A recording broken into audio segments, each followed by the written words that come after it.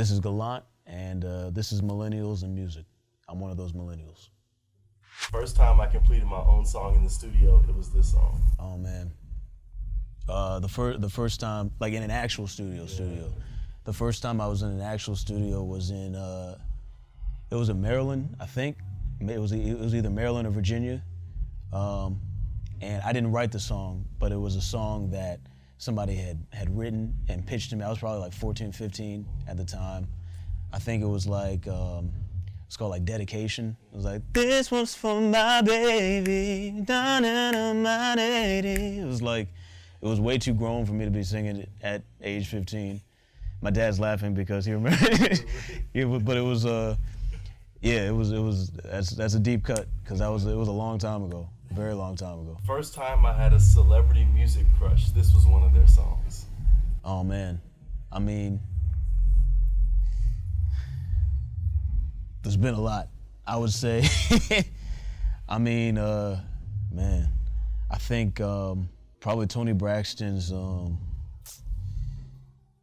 she had this album called Libra, which was, it was like her new album at the time, and I had kind of heard, like, you know, her past work, but like it was like 2005, it had just come out, and they were like playing Please, and she had this video where she was like dancing in it, and then I went back and I saw videos that had like anime in it, and I thought that was really cool.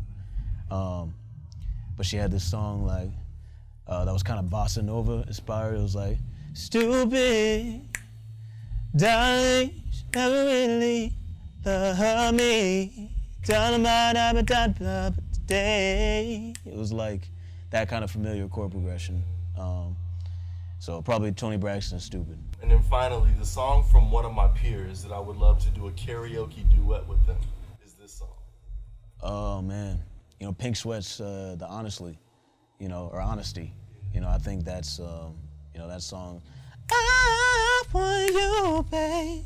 It's like the way that he, just the melody of it, you know, I feel like it's one of those songs I wish I had written, you know. So Columbia, Maryland, man. Yeah. Columbia, Maryland. Absolutely. How did you make it out of the DMV, bro? I feel like that's always the question, you know, like, what did you do to make it out of the DMV? Because it's not something that a lot of people can hold, you know, to make it to that next level. Yeah, I don't know, man. I feel like, you know, we're lucky to be, you know, this close to New York because, you know, it's so easy to just go up to the city. You know, I went to NYU, and I guess that was like my, like, making it out story. But, you know, even living it out in LA, like, I feel like I'm seeing more and more people who are from the DMV but maybe just didn't broadcast it, and they're doing things like on a, you know, on a real global scale, whether it's in music or it's in, you know, cartoons. You know, shout out Aaron McGruder, Ian Jones Quarterly, OKKO, he's from Columbia, Maryland on Cartoon Network, Rebecca Sugar, Steven Universe from you know, Maryland too. But it's such a unique perspective and a unique way of looking at the world, you know, especially in Colombia, because you have so many different flavors from, you know, America that I don't think anywhere else they would all kind of exist in the same way that we do. So, did you ever feel that, like that notion that like people were gonna think you were a sellout for leaving, or like feeling like I gotta make it from the DMV? Like, did that ever? Nah, it's weird. I actually, like, I never really thought about like leaving like that. Like, it was never a place that I had to make it out of. Like, I feel like even when I was in New York, you know, I like coming back. Like, I took the train, I took the megabus, you know, as often as I could. Like, I really like the trails that you can just walk in and get lost in. You know, maybe come out in a different state, like you don't even know where you're at when you're navigating the woods sometimes. And it's just like a nice, it's a nice way to reset, to come back home, you know? So I always just looked at it as home. Yeah. Luckily, because I know that there are a lot of places to grow up where you have to get out, and that's the only way you can do anything with your life. And I feel like Columbia, thankfully, isn't one of those places. When you come back home, what's like something you have to do? Like, as soon as you touch down, or at least like the first 48 hours, like, what do you have to do? I mean, most of the time I have to go to sleep. You know, like I still, like, I sleep in my childhood bedroom, so like I gotta get at least a couple hours, because I'm probably coming from somewhere. It sounds crazy, like I gotta spend at least like maybe 4 hours just watching like cartoons, like just doing nothing. Yeah. So hopefully it's like raining a little bit outside. Hopefully it's also autumn, so it's great to come back now and see like colors in the trees. You don't get that in LA. But just the boring stuff that you take for granted, you know, when you're on the road, or when you're living in like place like LA that's plastic, or even a place like New York that's concrete. It's just trees, chilling out. That's the good stuff. So when you talk about the music, I mean, how autobiographical is it?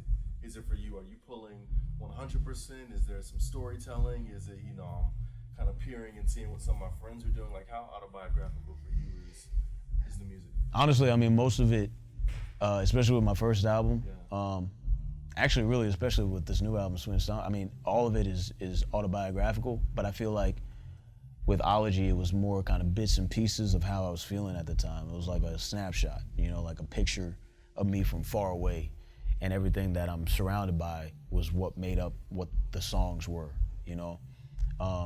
With Sweet Insomnia, like, there's songs like Hips, for sure, that I'm like actually just talking about my childhood, for real. There are songs that just kind of feel like Sleep on It, that just kind of feel like the kind of music that I listened to when I was growing up. And then I'm also telling a situational story about, how tough it is sometimes to just give yourself some distance from like an argument so that you can get back to square one. But I don't know, I don't think I really have done the thing where I mix my story with a bunch of other friends' stories or anything like that. I feel like it's usually coming from me, but it can also be, hypothetical. So it's like my perspective of the past, the present, and the future. I was listening to an interview that you did a few months back where you talked about when you were growing up, like you were kind of that quiet guy, like you didn't really like to talk a lot, and you kind of just stayed off to yourself. What's that like, like juxtaposing that, but then also being extremely vulnerable in the music and, giving yourself? Obviously, you kind of grown out of your shell a little bit now, but like initially, what was that process like?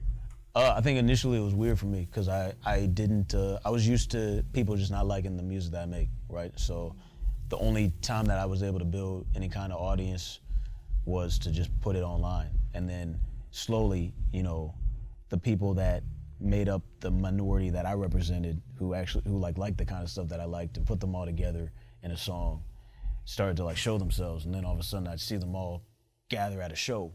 And then it would just kind of help me contextualize everything differently. And then, you know how it was, like moving from 2016 with the music blogs and everything being king to now where it's, everyone's individuality and uniqueness is celebrated in such a huge way. I'm lucky to have had my kind of personal evolution basically in tandem with that, cultural evolution. So, it feels great. I'm lucky that I was able to meet so many people that saw things the way I saw it early on, especially when I was just kind of getting over that hump of not really connecting with that much of the world, trying to keep it as small as possible to, doing my small world thing, but in a global context. When you got to LA, how did you know what type of team to work with? Like, was there some sort of like music business background that you had, or like how did you know, okay, this is the right manager I should work with, and this is the right label? Like, how did all of that kind of together for you? I wish I knew. Like, I definitely didn't know. Like, it was just trial and error, and so, and I'm still gonna have, trials, and I'm still probably gonna make a lot of errors, but at least now, having gone through times where everything feels like it's going right, but it's kind of out of my hands, and then times where I feel like everything's going wrong and I'm trying to fix it. Just having that experience, I think, has brought me to a better place. And now I at least kind of have a more solidified vision, not just creatively, but also behind the scenes. Yeah. What would you say is like the goal at this point? Like obviously the music is amazing. I don't think anybody's vocally seeing you, like world domination. What's the goal for you at this point? I mean, when I finished this album, like I felt like it was, finally a way to create something that felt like I was making music in my bedroom in Colombia, but it wasn't just a rehash of the same thing. When I put out Ology in 2016, in 2017, I tried to make basically a copy of that, and it wasn't right. It just didn't feel right. I didn't like it. It felt like I was phoning it in. I called it Effigy. It was like it just felt phoned in, And then after that, I did something else with Gentlemen, It Doesn't Matter, and it felt like it was a good process to kind of, go through a bunch of sounds I had never gotten to experiment with before, but it didn't feel like a universe that I could build. And so, this time around, I felt like I put something together that feels authentic, but in a different way. You know, it makes me like I'm excited to listen to it on repeat just as a music fan, and I'm pleasing myself first over everybody else, but it's in a completely different way than Ology. You know, I'm nervous to put some things from the album out when it drops on Friday, but I'm nervous in like a different way. So I think, you know, not to repeat myself with the responsibility to myself thing, but I think my goal is to constantly like remember this process of making this album and then try to not do the same thing, but try to have a similar process going forward. And hopefully I can look back and have a discography of a bunch of albums that tell a real story of the progression of a man that, you know, ended in the same place, at least in terms of the way that he puts together his music that he started. As somebody that has made it to the next level, you know, what advice do you have for artists that they can take away? Because I know they're going to be listening. Definitely. I mean, I think, you know, not to be redundant again, but like just doing you. You know, I think, like I shout out Brent Fayez, like I think that he represents the DMV well. Even outside of music, like the people I mentioned who are doing their thing with cartoons, like we see a lot of black representation in anime and you know, cartoons on Cartoon Network that are broadcasted to a global audience that are coming from Maryland, you know. And as like a black dude who watches cartoons and has watched anime since he was born, you know, like that speaks to me, and it speaks to an entire population. You know, we have BlurredCon, you know, it's like, I do think that, you know, we're doing it, but we're humble, like we're silent about it, you know. But I would never be afraid to shout out, you know, Hartford County, if you're from Hartford County, Howard County, you know, Montgomery County, PG County. Like, I wouldn't try and please other people by saying, oh, you're coming out of some place that you're not. You know, I would just do you as much as you can and represent the place that you're actually from and the perspective that you're actually speaking from, because there are going to be a lot of people that are going to be relieved to finally see that represented on a global scale, and they're not going to feel alone anymore.